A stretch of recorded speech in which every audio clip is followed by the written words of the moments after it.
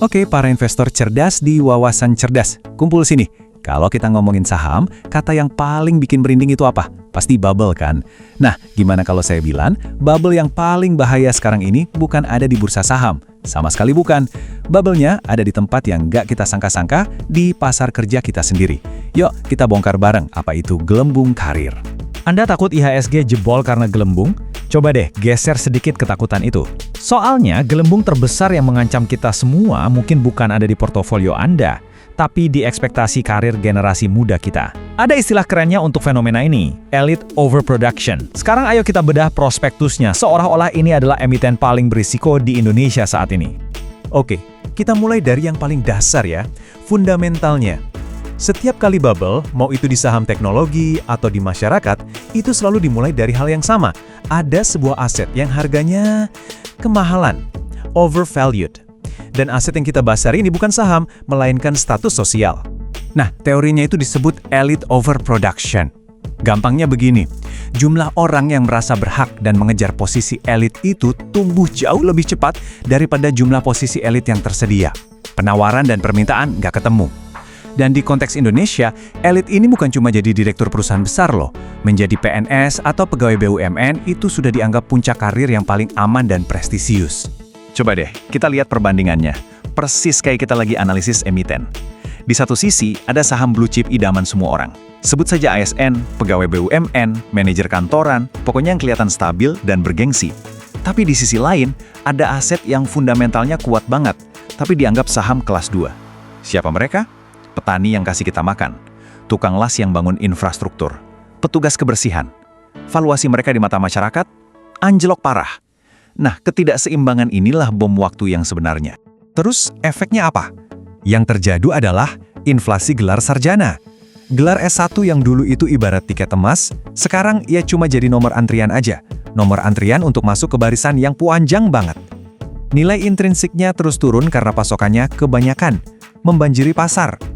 Sekarang, kita masuk ke bagian yang paling disukai para investor, mencari red flag atau sinyal bahaya. Tanda-tanda kalau sebuah pasar itu sudah terlalu panas, sudah nggak sehat. Dan percaya deh, di pasar kerja kita, bendera merah ini ada di mana-mana. Ini dia red flag nomor 1 paling jelas kelihatan. Bayangin, ada lebih dari 2 juta orang melamar untuk kursi CPNS yang jumlahnya terbatas banget.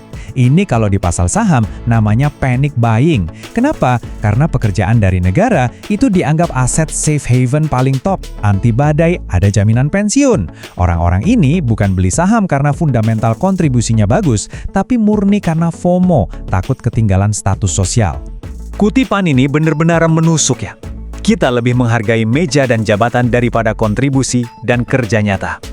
Intinya di sini, kita terjebak menghargai simbol, meja kantor yang bagus, jabatan yang mentereng, ketimbang hasil kerja yang nyata.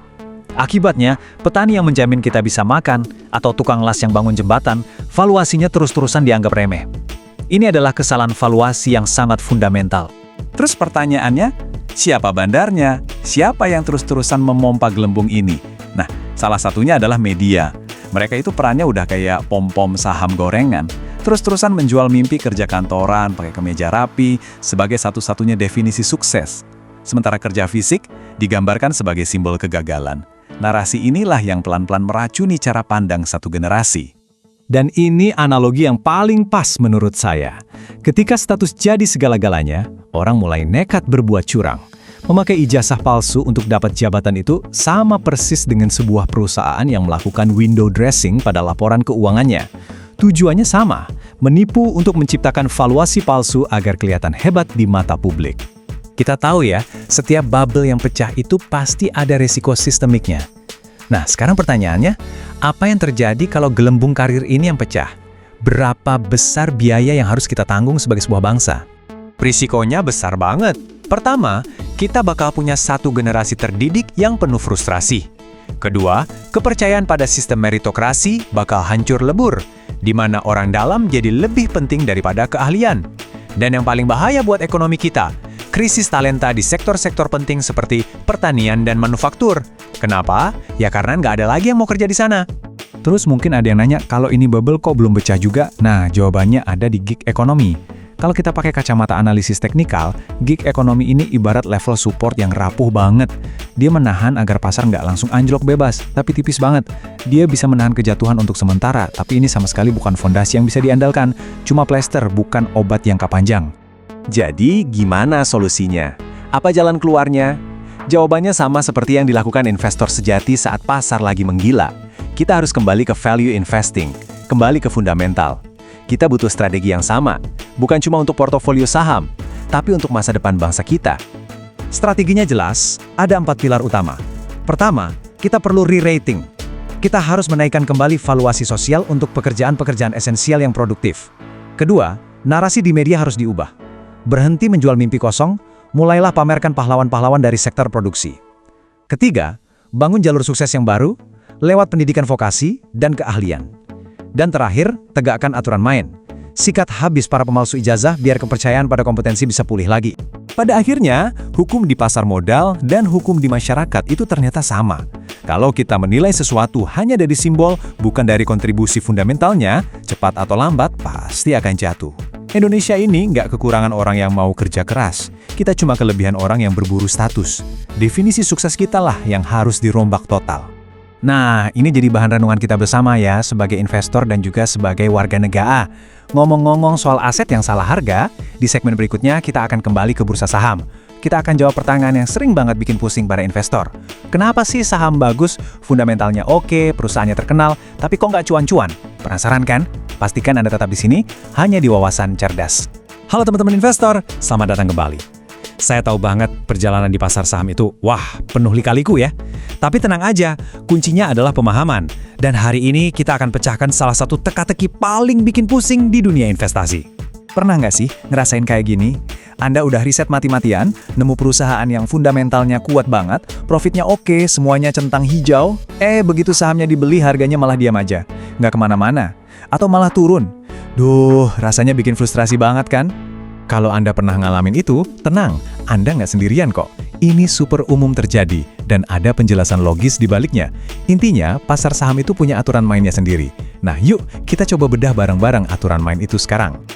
Oke, kita mulai dari akar masalahnya dulu ya. Ada satu kesalahpahaman umum yang sering banget ngejebak investor, terutama yang baru mulai.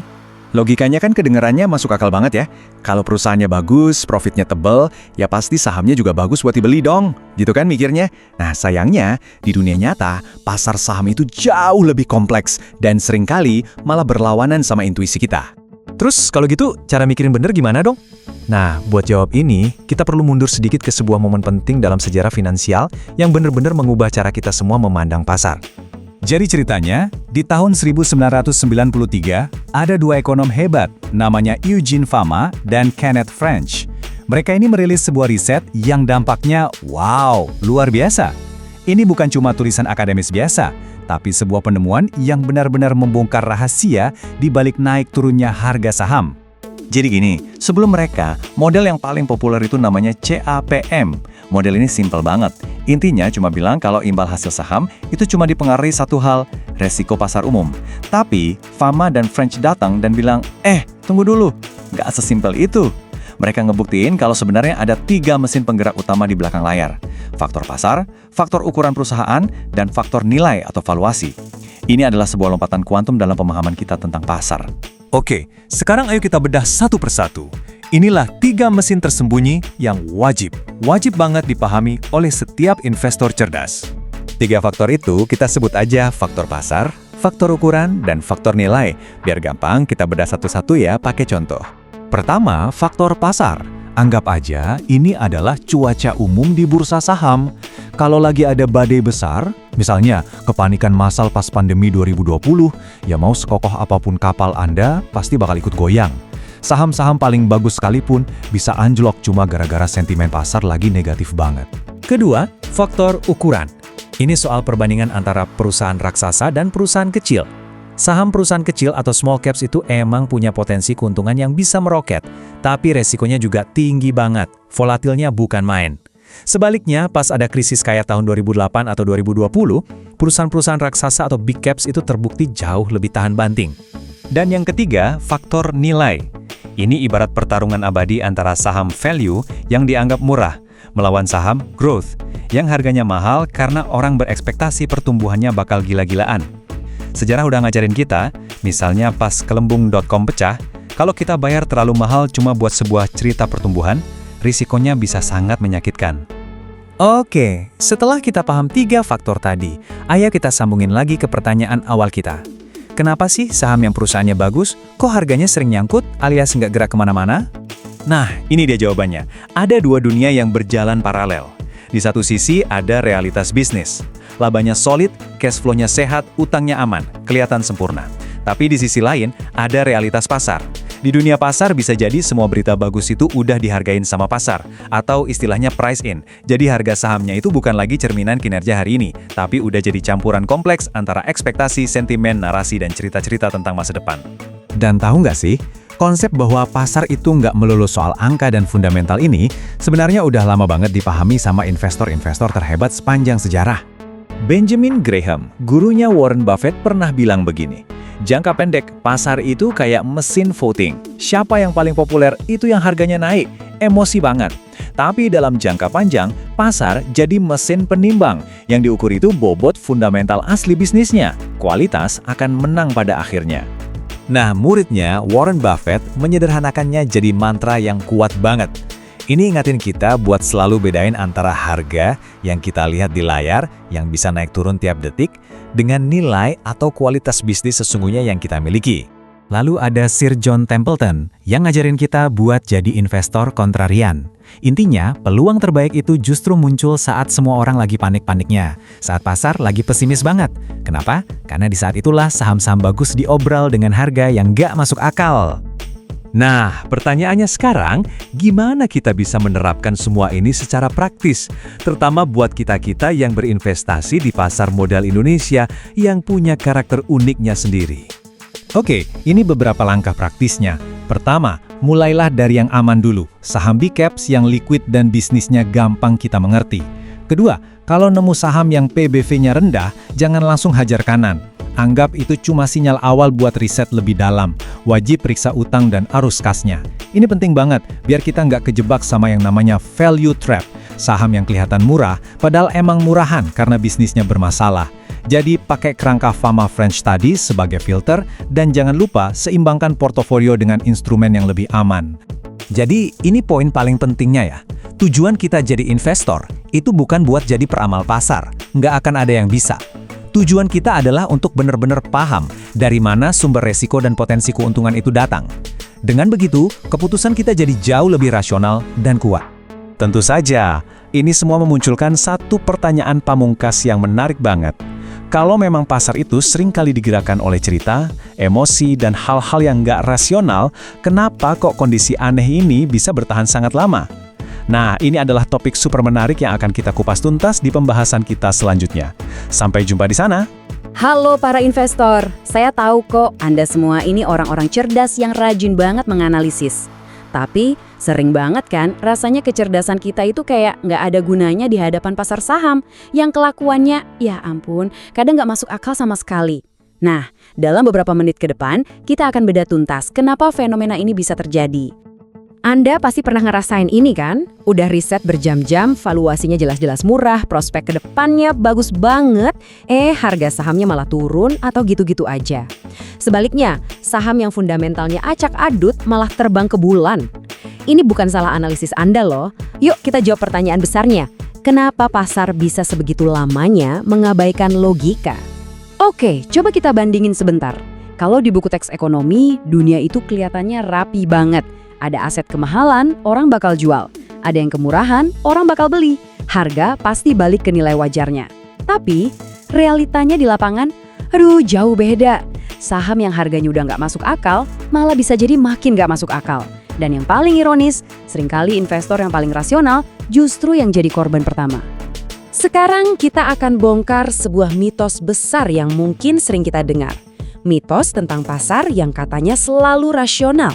Kita akan lihat bareng-bareng kenapa ide ini seringkali gagal total di dunia nyata. Sebenarnya, secara teori, pasar itu punya mekanisme koreksi otomatis, namanya arbitrase. Konsepnya sih simpel, beli aset yang murah, jual aset sejenis yang mahal, terus ambil untungnya pas harga kembali normal. Mekanisme inilah yang harusnya bikin pasar jadi efisien. Tapi, selalu ada tapinya, kan? Dan inilah pertanyaan utamanya. Kalau memang ada polisi harga yang namanya arbitrase, kenapa banyak banget saham yang valuasinya aneh dibiarin salah harga berbulan-bulan atau bahkan bertahun-tahun? Ternyata, jawabannya ada di sebuah riset yang legendaris. Jawabannya dijelaskan dengan sangat brilian dalam sebuah paper dari tahun 1997 oleh Schleifer dan Vishny. Judulnya The Limits of Arbitrage. Mereka nunjukin kalau investor paling cerdas sekalipun ternyata nggak bisa bebas gitu aja buat ngoreksi pasar. Kenapa? Karena mereka terbelenggu oleh 5 faktor yang saling nyambung. Nah, kelima hal ini tuh saling mengunci, persis kayak rantai yang membelenggu investor paling pintar sekalipun. Coba kita urai satu persatu, ya.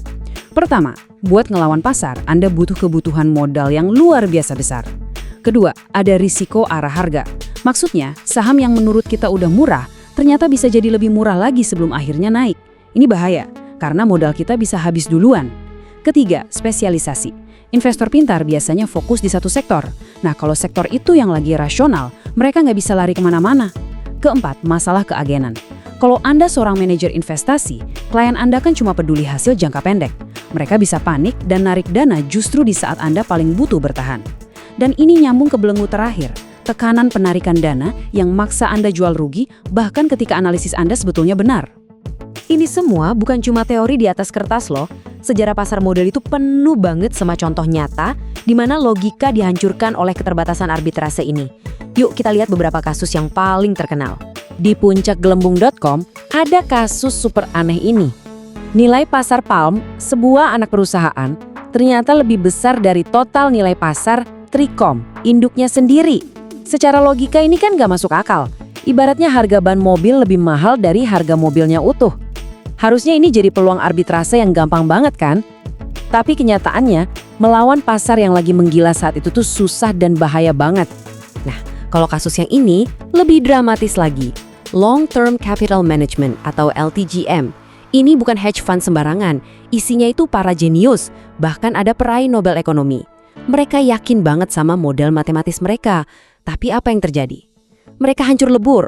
Bukan karena analisis mereka salah, tapi karena mereka pakai utang kegedean dan pas pasar bergerak melawan mereka, tekanan modal bikin mereka bangkrut. Ini bukti paling nyata kalau jadi benar aja tuh nggak cukup.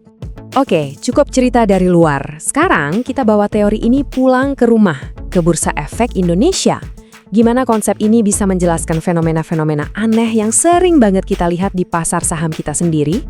Pasar kita ini punya ciri khasnya sendiri. Likuiditasnya kadang tipis, jumlah saham yang beredar di publik juga sedikit, dan sentimen investor itu dominan banget.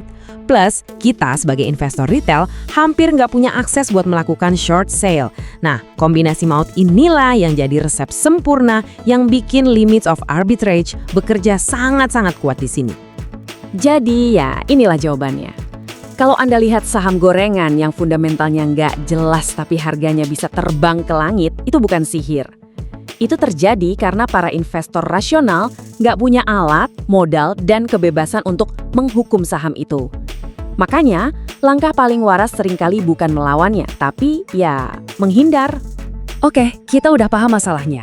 Sekarang, pertanyaannya, apa solusinya buat kita para investor retail? Yuk kita susun strategi bertahan hidup yang terinspirasi dari pelajaran para master investasi. Jadi, apa yang bisa kita lakuin? Ini dia, 5 strategi buat bertahan hidup. 1. Jangan gegabah melawan pasar. Sadari aja kalau irasionalitas itu bisa bertahan lama. 2. Beli saham bagus secara bertahap. Jangan langsung all in. Lebih baik dicicil biar ngurangin resiko salah timing. 3. Dan ini penting banget. Jaga cadangan kas. Uang tunai itu ibarat oksigen buat kita. Ini yang ngasih kita napas panjang buat menunggu. 4. Fokus pada daya tahan finansial perusahaan. Pilih perusahaan yang kuat, yang nggak bakal bangkrut cuma gara-gara pasar lagi panik. Dan yang kelima, hindari utang atau margin. Utang itu bakal maksa kita jual di saat terburuk, persis kayak kasus LTCM tadi.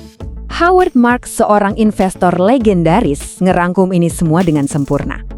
Intinya tuh bukan soal siapa yang benar atau salah. Intinya adalah siapa yang bisa bertahan paling lama. Pasar bisa terus-terusan salah, Dan kalau kita nggak punya daya tahan, kita bisa hancur bahkan sebelum analisis kita terbukti benar. Nah, ini kutipan klasik dari Benjamin Graham, gurunya Warren Buffett. Maksudnya, dalam jangka pendek, pasar itu kayak kontes popularitas. Siapa yang lagi disukain, itu yang naik. Tapi dalam jangka panjang, yang dinilai itu fundamental aslinya, bobot bisnisnya. Jadi kuncinya apa? Sabar. Sabar menunggu sampai pasar ganti mode, dari mode voting ke mode weighing. Terus, kenapa sih Warren Buffett bisa sesukses itu? Salah satu senjata rahasianya adalah modal permanen. Dia itu nggak ngelola uang klien yang bisa ditarik kapan aja. Dia pakai uang dari perusahaan asuransinya. Ini ngasih dia kemewahan terbesar dalam investasi, kesabaran yang nggak ada batasnya. Jadi pas semua orang panik dan terpaksa jual rugi, dia bisa dengan tenang masuk dan belanja. Oke, kita sudah sampai di bagian akhir. Dari semua yang kita bahas dari tadi, ada satu kesimpulan emas yang wajib banget Anda pegang erat-erat sebagai seorang investor. Saya ulangi sekali lagi ya, di pasar saham menjadi benar saja tidak cukup. Yang jauh lebih penting adalah kemampuan Anda untuk bertahan hidup sampai pasar akhirnya setuju dengan kebenaran analisis Anda. Jadi, prioritaskan kelangsungan hidup di atas ego untuk merasa benar. Sebagai penutup, ingat selalu ya, semua pembahasan di sini tujuannya murni untuk edukasi. Ini bukan ajakan untuk membeli atau menjual saham apapun. Semua keputusan investasi dan juga risikonya adalah tanggung jawab Anda masing-masing. Tetaplah bijak dan semoga sukses selalu.